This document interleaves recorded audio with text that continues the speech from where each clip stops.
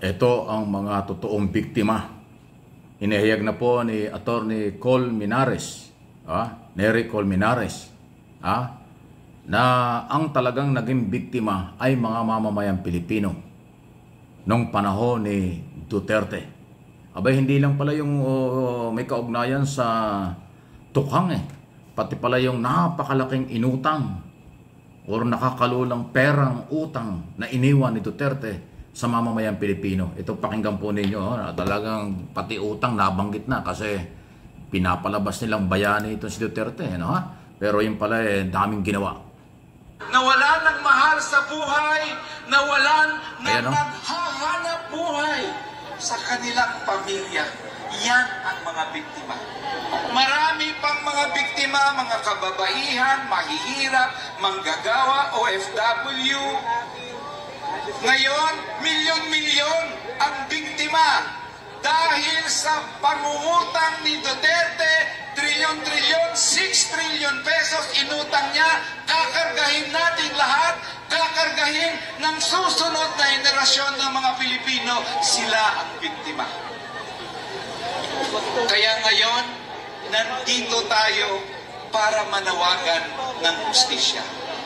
Sabi ni President Duterte, nilabag daw yung kanyang karapatan, ang due process rights, walang warrant. Hindi totoo yun. May warrant si President Duterte, in-issue ng ICC. Sabi niya, wala daw due process, pinasahan siya. Pinasahan siya ng kanyang krimen, pinasahan siya ng karapatan, may abogado pa siya kaharap ni Attorney Medjaldea. Di ka pareho sa mga anak ng biktima ni walang basa-basa ng krimen, basla na lang pinatay na hindi nila alam ang kasalanan nila. Yan ang mga tunay na biktima.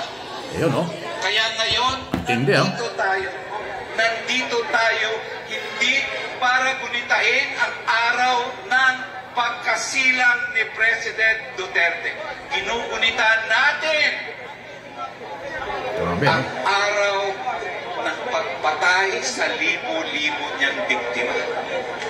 Ayan po abogado yan, Attorney Nery Colmenares. In-expose na ho ang lahat. Iso sa legal na pagkaka-aresto, due process na ipinagkaloob, at saka po yung mga biktima.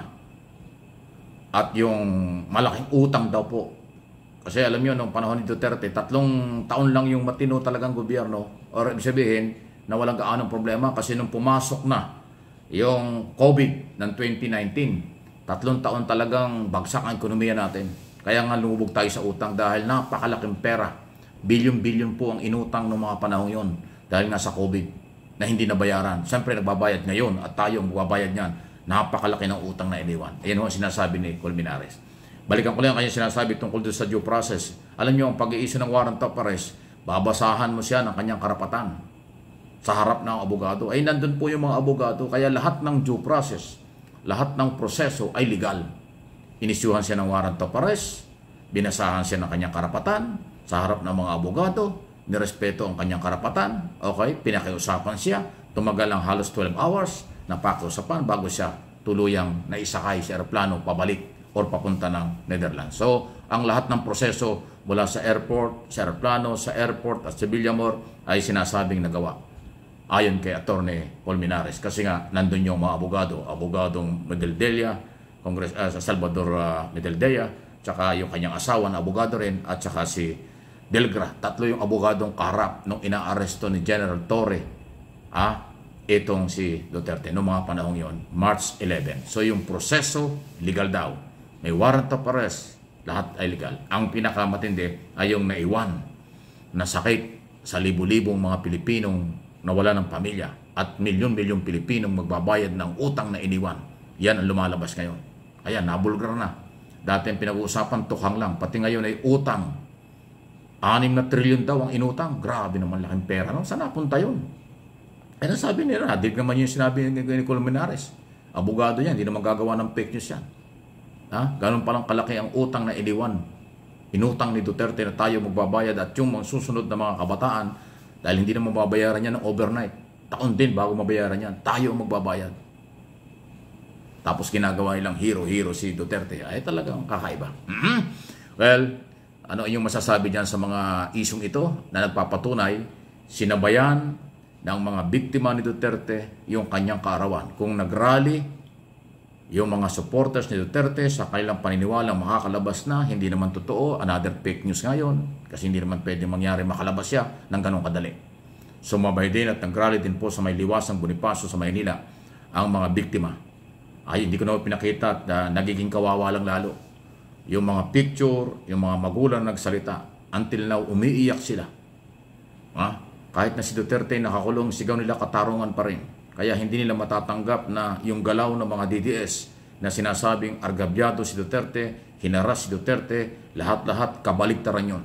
Sa paniniwala ng mga biktima ni Duterte, sila ang biktima noon until now. At si Duterte hindi dapat daw kawaan kasi siya yung akusado. At napakaganda pa ng kanyang kulungan ngayon sa The Hague, yan nga po sa Netherlands. Hindi katulad ng kulungan sa Pilipinas. Okay? Kaya malayo ang sinasabi ng rally ng mga maka-Duterte kaysa rally ng mga lehitimong biktima ng grupo ni Colmenares at iba pa. At yung mga magulang na nagsalita, umiiyak at naghahanap ng katarungan until now. Kasi lalong nasasaktan sila pag pinapalabas ng mga Duterte supporters na naharas at hindi na ibigay ang due process kay Duterte. Yun ang mabigat. Kasi si Duterte buhay pa. Si Duterte binigyan ng due process. Magkakaroon ng trial. May pagtatanggol ang kanyang sarili. Ang mga biktima, walang trial. Walang investigasyon. Walang police report. Basta na lang tinukhang. O yan ang totoong biktima. Sa totoo lang. O saan kayo maniniwala? Sino ba talaga ang walang due process? Sino ba ang hindi na ibigay ang kanilang karapatan? Si Duterte o yung mga biktima ng tukhang? Kahit bata, kahit hindi nag-aral, kahit ang international community, mas maniniwala sila ang tunay na hindi nabigyan ng hustisya at due process ay ang mga biktima ng tukhang.